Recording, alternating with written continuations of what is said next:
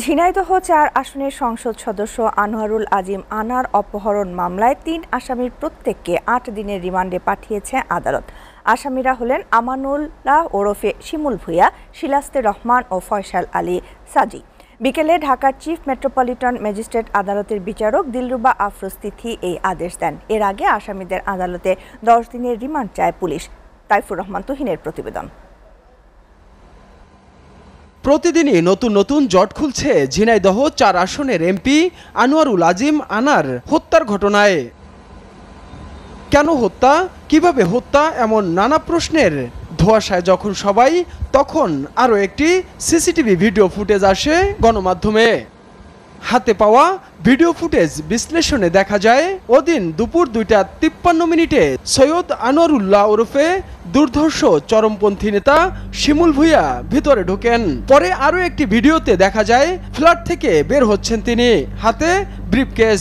ধারণা করা হচ্ছে ওই ব্রিফকেসে করেই খণ্ডিত মরদেহ নিয়ে যাওয়া হয়।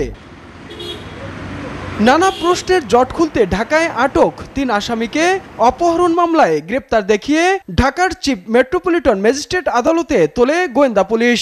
এ সময় প্রত্যেক আসামিকে ১০ দিনের রিমান্ড চাওয়া হয়।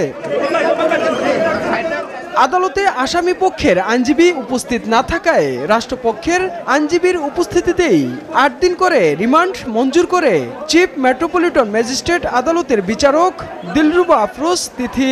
সেই অপহরণ মামলায় আজকে ৩ আসামিকে রিমান্ডের আবেদন করছেন। ১০ দিন করে রিমান্ড চেয়েছেন। প্রত্যেক আসামিকে ৮ দিন করে সতর্কতার সহিত হাইকোর্টের নির্দেশ মোতাবেক জিজ্ঞাসাবাদের জন্য আদেশ দিয়েছেন বিজ্ঞ আদালত।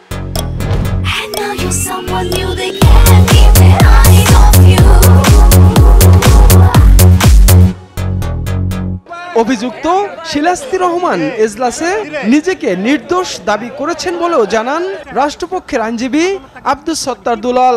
সেলফ ডিফেন্স তো নিবি, যেটা বলছে আদালতে উঠে যে আমাকে অ্যারেস্ট করা হয়েছে কেন, আমি তো কিছু জানি না। এদিকে সংসদ সদস্য আনার হত্যাকাণ্ডে অংশ নেয়া জিহাদ ওরফে কসাই জিহাদকে ১২ দিনের রিমান্ড দিয়েছে ভারতের বারাসাত আদালত। Taifur Rahman Tuhin, SA TV, Dhaka.